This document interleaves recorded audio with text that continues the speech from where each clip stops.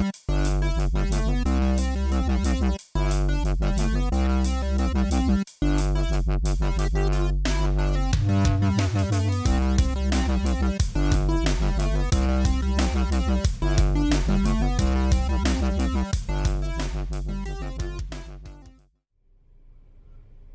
everybody, I'm Ramon Mejia from the LitRPG podcast, episode number 214 of the show. I'm here to bring you the latest LitRPG news, reviews, and of course author interviews. This week I have 7 new LitRPG titles for you to enjoy, and that's going to include The Crafter, book number 2, Trench Warfare, Nomad Core, Control book number 2, and we have 5 reviews from Ian, our contributor. Including Annex, the Divine Dungeon series, Artorian's Archives book number 3, the 3rd book in the Dungeon Core Academy series, the Land of Diarrhea Online, the also Pearl of the South, World of the Change book number 2, and finally Castle of the Noobs, Noobtown book number 3. Before we get into that, of course, we're going to go into LitRPG news.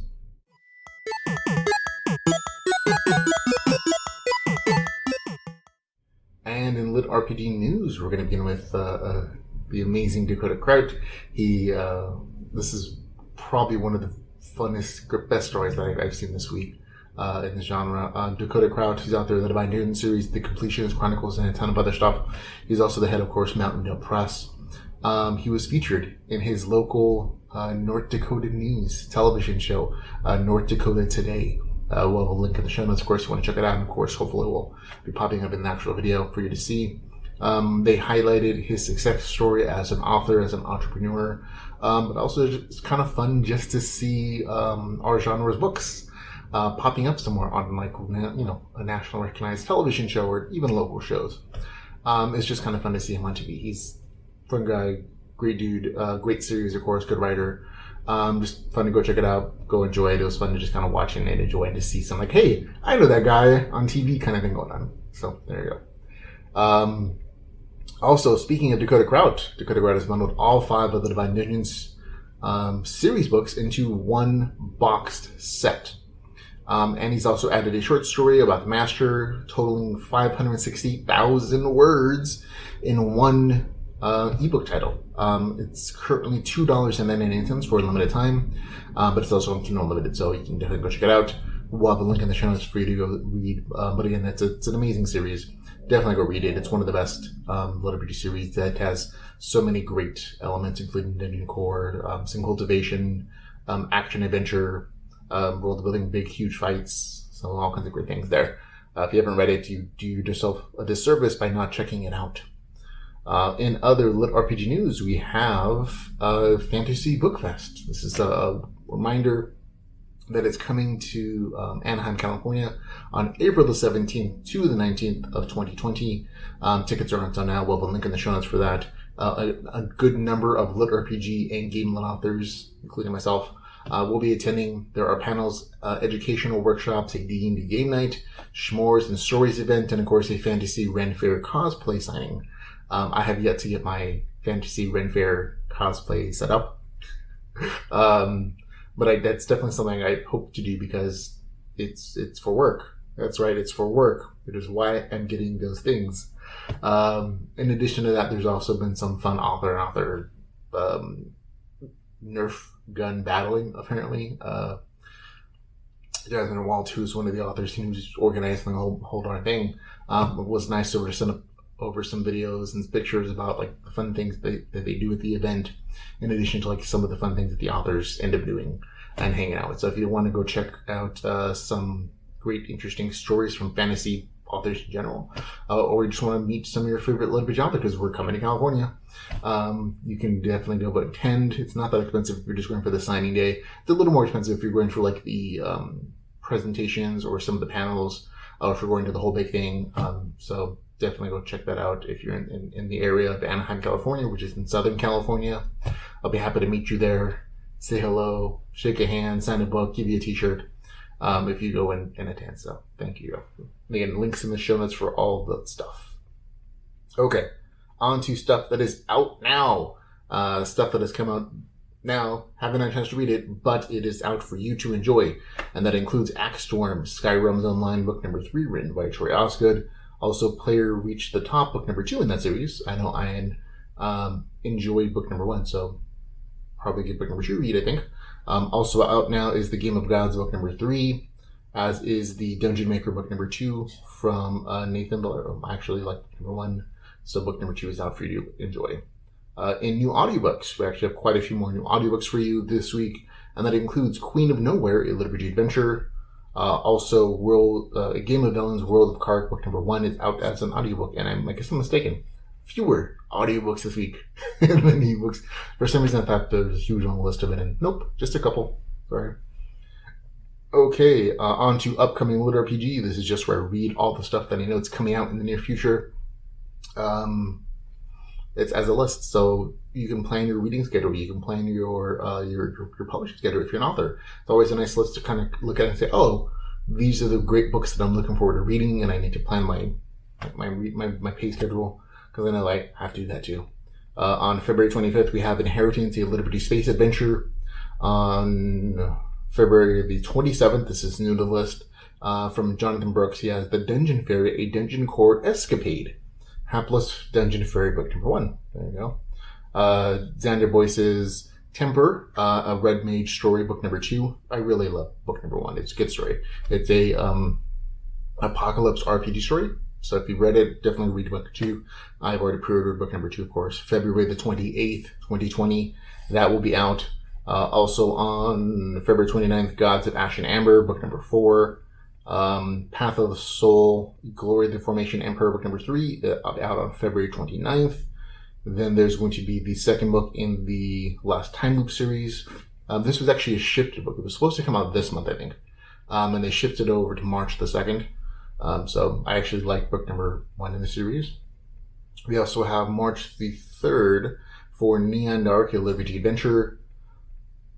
The 5th book in the Project Chrysalis series, Journey Never Ends, will be out on March the 3rd. March the 9th, it'll be The Incarnator. On March 10th, it'll be the 3rd book in the Alchemic Weaponer series. On March the 14th, this is new to the list, Traveling Dungeon, book number 2. So I really enjoyed book number 1, so looking forward to reading book number 2 in that series. Book number 2 in the Beetle series, which is a Russian translation series, will be out on March the 17th. That one's called The Hive. On March the 19th, in Dark World Paris, a Cthulhu lit RPG. I'm actually not sure if this is. There's another series by Galen Wolfe with the Dark World kind of title. I'm not sure if this is a spin-off or this is just an unintentionally similar title name. But it looks interesting, and they're saying it's LitRPG, so there you go.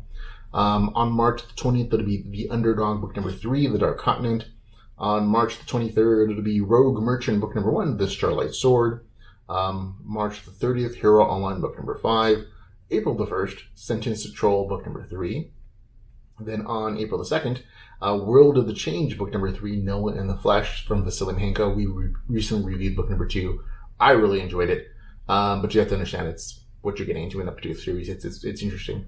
On April the 2nd, it'll be the 8th book in the Good Guys series called Eastbound and Town. On April the 10th, it'll be Shadow and Sun, book number 2, Expedition Noob. Then on April the 15th, it'll be book number 5 in the Dragonheart series. On April the 29th, it'll be Resistance, Discardium, book number 4. April the 29th, it'll be Player Reach the Top, book number 3. And May the 1st, it'll be Warsinger, Archimia Online Chronicles, book number 4. And let's see, May the 5th, Blood Crown, book number 2. And May the 31st, last on the list, is Path of Alchemy, Glory Formation Emperor, book number 4. So there we go, folks. Those are all the things I know about in the near future. On to new releases and reviews.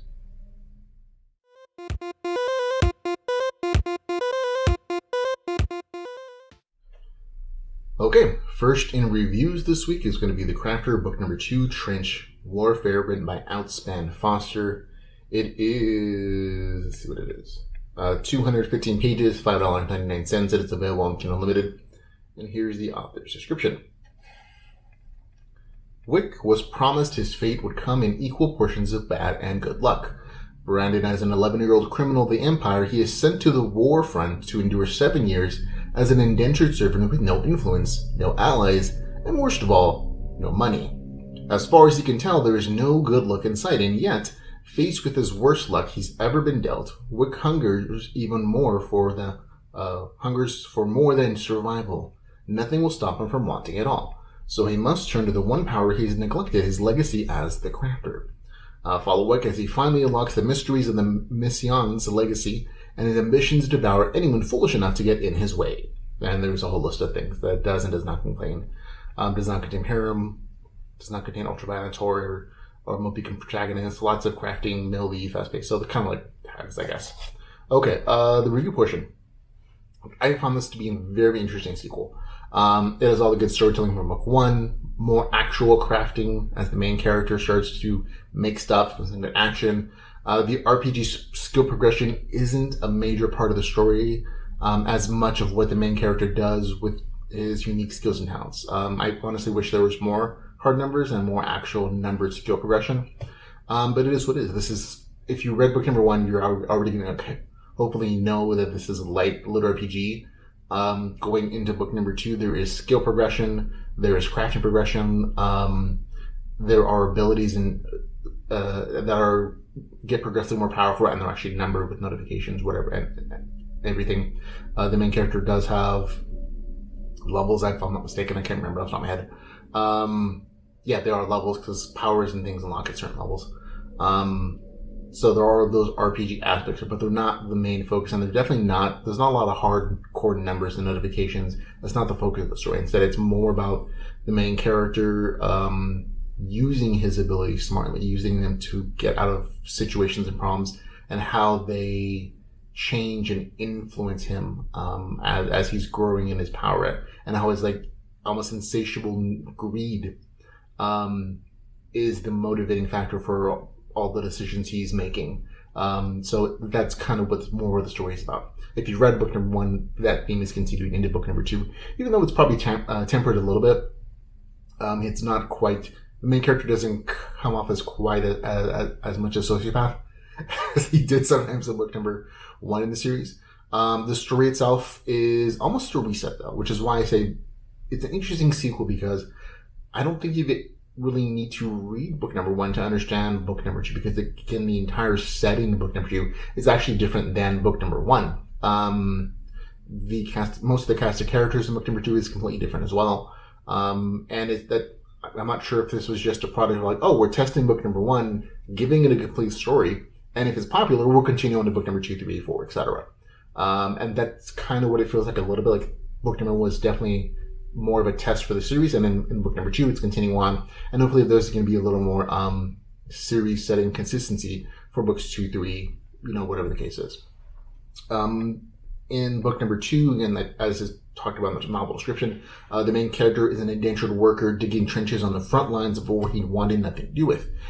He has to figure out a way to save the investment he's made in another character, Scout, and deal with new threats without revealing his powers.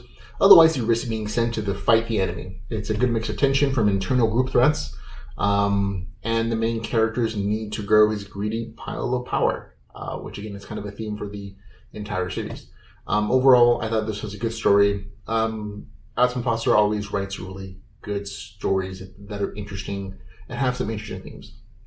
One surprising thing in this edition of the novel were, oddly enough, the small technical writing errors. That's probably the biggest ding I have for the story, besides, not being quite as crunchy as I would have liked, is that there were just these tiny, consistent spelling errors, or small technical errors, 1 or 2 a page at least, and that's just unusual from this particular author and, the publishers.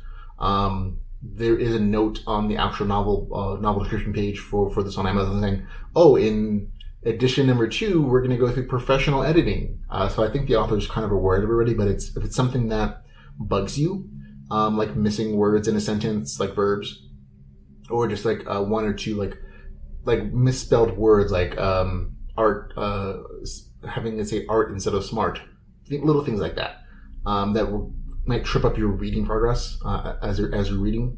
I would say skip this until the second edition comes out. But if that doesn't bother you, if like you can overlook it, definitely go check it out. It's a fun story. Give it a score of 7.7 out of 10. There were just things that kind of knocked this out from being quite as good as book number 1 to me, which I've already mentioned. But still, it's a very entertaining story, very good, entertaining read. And if you've read book number 1, you're probably going to like book number 2, as there is more crafting in this particular story. So that's The Crafter, book number 2, Trench Warfare, with the score of 7.7 out of 10. Okay, next is Nomad Core Control, book number 2, written by Andrew Sipple. This is 281 pages, $4.99, available on Kindle Unlimited. And here's the author's description. Life can be good when your enemies think you're dead. But Wine has traded one set of foes for another, and a hunter in the old tech armor wants him for sinister purposes. Neither fully man or machine, it's up to this new bunker core to rise up against all odds, using his wits and technology to prevail against twisted animal folk, shining mutants, and threats literally from out of this world. So there we go. I'll be honest, this was actually a lot harder to get into this particular story in the series. Like I said, it's been a little bit, but I remember enjoying book number 1. It was more of a sci-fi take on the dungeon core genre setting, and that you had a techno core, and it was set in this post-apocalyptic future, but you still had all the things you would expect from a dungeon core story. Traps, the dungeon building traps in his little lair, monsters and people coming in, and him killing them and using their essence to upgrade his systems and everything, all the classic dungeon core stuff, and including a snarky AI companion. So all those things were in book 1, and I enjoyed it. In book 2, a lot of that is gone. The story is kind of reset a little bit, and all this is completely explained in book 2, and if you've read book 1, all this is going to make sense. But it felt a lot less like a dungeon core story anymore, which is, again, one of the things I think I liked about book number 1, is that it was a dungeon core story. There's still a core here. The main character is still the core, and you're getting his perspective as he's building traps, defending an area, sort of establishing a new dungeon, although it's more like a base this time because there are other people living there. So it's still set in a post-apocalyptic universe, but again, things are shifting a little bit from that classic dungeon core kind of experience a little bit. And because of that, especially in the first half of the story, it was just hard to enjoy it as much. Like, it took a lot of time to remember who everybody was, what the events were in the story. And again, one of the bigger losses for me in the first half of the story was the loss of the dungeon AI, the snarky AI companion that the main character had in book number 1. While that is eventually remedied as the story continues on, for the first half of the story, and this is where you're going to lose most of your readers or gain them, the story just felt a little drier than I was hoping it was going to be. Again, that's mostly because a lot of the story is told, again, from the dungeon's point of view, so there's a lot of internal dialogue where the main character is thinking to himself, planning things out, looking at his tech trees. And in book 1, all that was broken up with dialogue with the AI's companion core. And so there was like snarky jokes and everything, and just banter in there that broke up a lot of the more tedious aspects of some of the story. And that's lessened in book number 2, at least in the first half of the story. So there we go. And again, because of that and the less focused aspects on the dungeon core stuff, it was just harder to enjoy at this point. And again, in the middle of the story and in the end of the story, there is an increase in action and an increase in better dungeon stuff. But it was hard to stay interested together.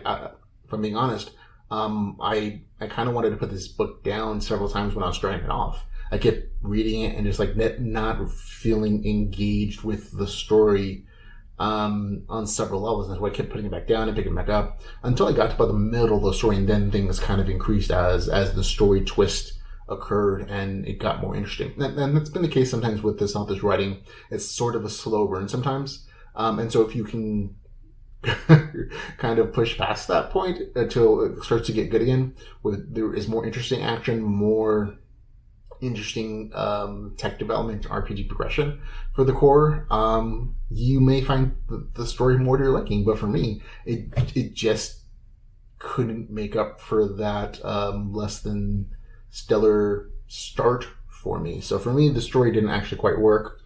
It gets a score of 6 out of 10 for me. Like I said, if you don't have an issue with the loss of certain game RPG elements in the story, or you can kind of, if you just read the beginning and you enjoy it more than you probably like the story more than I did. Unfortunately, it just didn't work for me.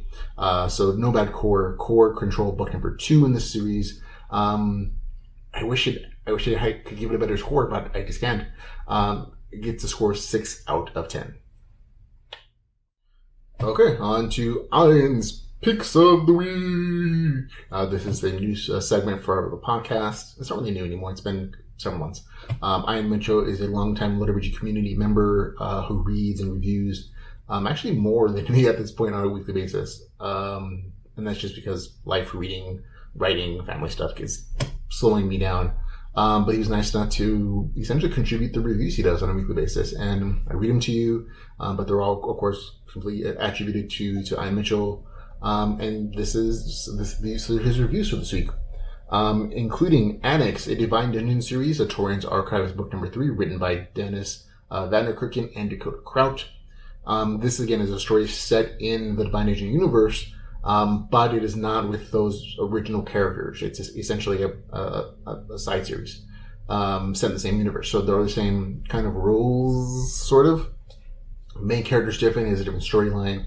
And this is actually featuring a character from the main series, like a earlier point in his life. So there you go. This is the 3rd book in the series. I think this is the last one for now. I'm not sure if they're continuing another trilogy in it, but this is it. And this is Ian's review. He says, "Well-spoken MC. Honestly, the beginning was challenging and a bit rough, futzing around in the dark, a bit trippy. After that, things get moving and there's some good action and finagling by the elder MC.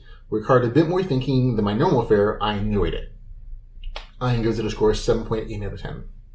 I originally reviewed book number 1 in the series, and I gave it, it's actually quite LitRPG. I still enjoy the story. It's nice action, adventure stuff, and cultivation, but it definitely felt more cultivation than LitRPG. And that's mostly because this character in particular doesn't follow the same cultivation RPG progression that everybody else essentially does. And so because of that, it just felt more straight cultivation, which is perfectly fine. It just didn't feel like LitRPG anymore. And that's why I personally started reading the series. But Ian's really enjoyed it. A lot of other people really enjoyed it. Tons of people. Like, this is a popular series on its own. So if you like cultivation, if you like those other aspects of the story, I probably really enjoyed this. I like the story for itself. Wasn't LitRPG for me, but Ian is who's more into cultivation anyways than I am. He really enjoyed it, and he said as he said. So there you go. That's Annex, Artorian's Archives from Ian Mitchell with a score of 7.8 out of 10. There you go. Also, next is Dungeon Core Academy, book number 3, a Dungeon Core LitRPG series by Alex Oakcrest. Here is Ian's review. He says, "He might not have graduated. Bennett was a fun character, not always the smartest, but he takes care of his people, monsters. No response here. I very much like this dungeon story and I'm hoping for many more to come.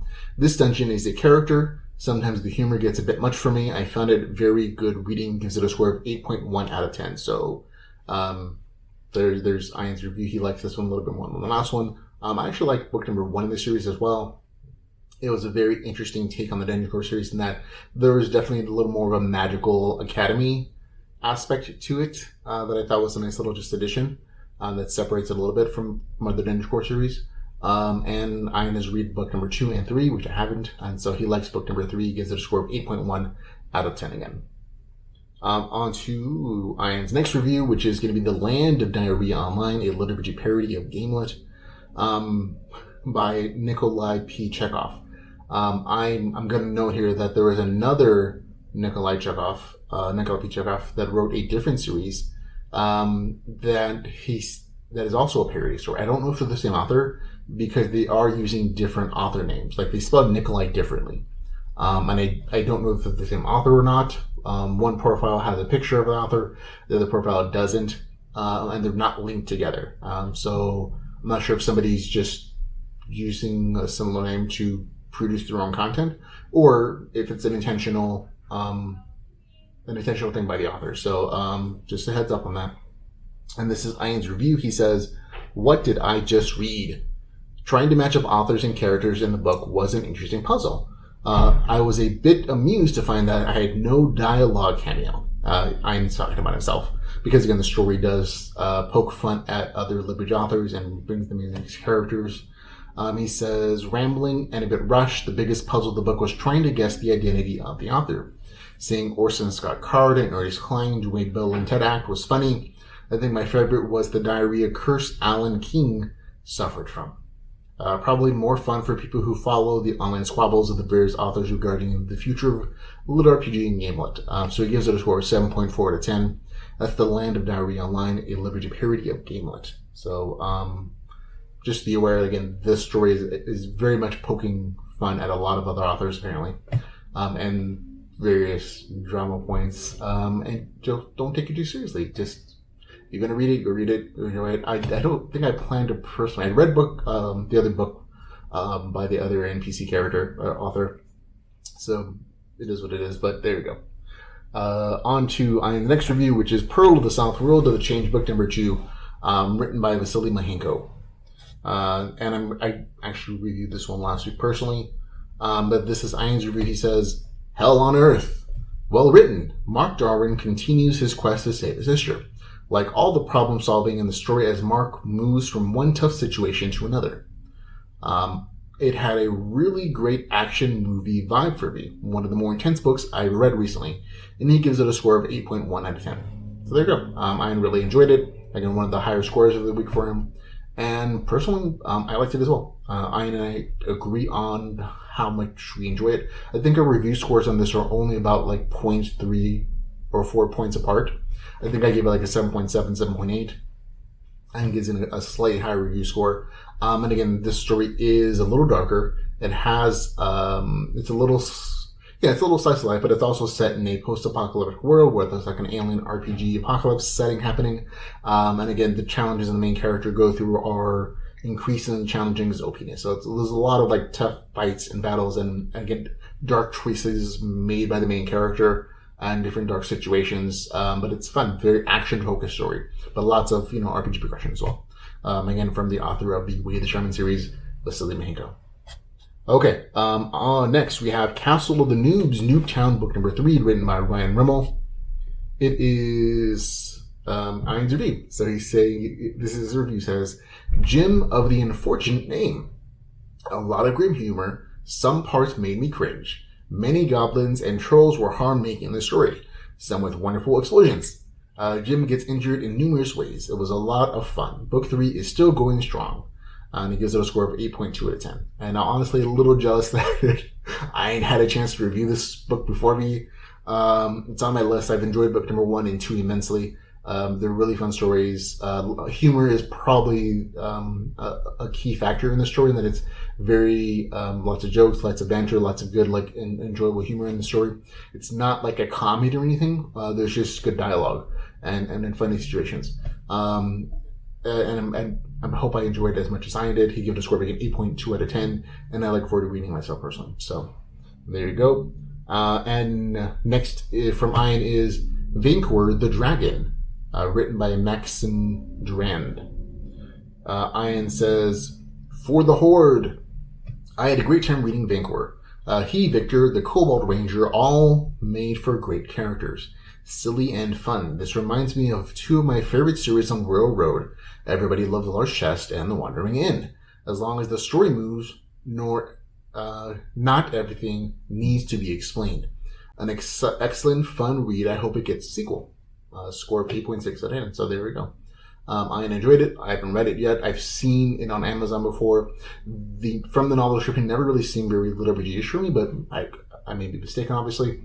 But I enjoy it. That's the highest review score he's given anything this week. So that does tell you something.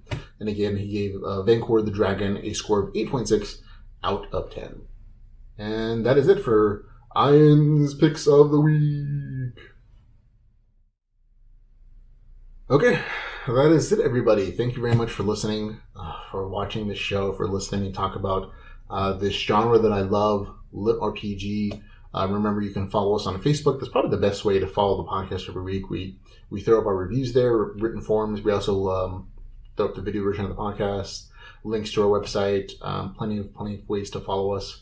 I think it's the easiest way. If you have questions for us, if you want to recommend things to us, that's probably the best way to reach us. But we're also on Twitter.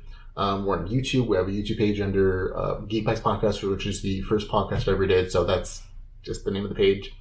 But you can also check out all the back catalog of over hundreds of LitRPG podcast episodes we have there. We also have the LitRPG audiobook podcast, which is there as well, which just focuses on audiobooks. And you can, of course, catch us everything here on our website at litrpgpodcast.com. And, of course, we have links in the show notes for other LitRPG book Facebook page, Facebook groups where authors and readers get together and we chat and we talk about the genre we love, LitRPG, and it's just kind of fun. So until, folks, we can hang out again, until you can enjoy the podcast and hang out, I want to thank you again for taking the time to hang out with me today. And until we can hang out again, remember to go read some LitRPG. Goodbye, everybody.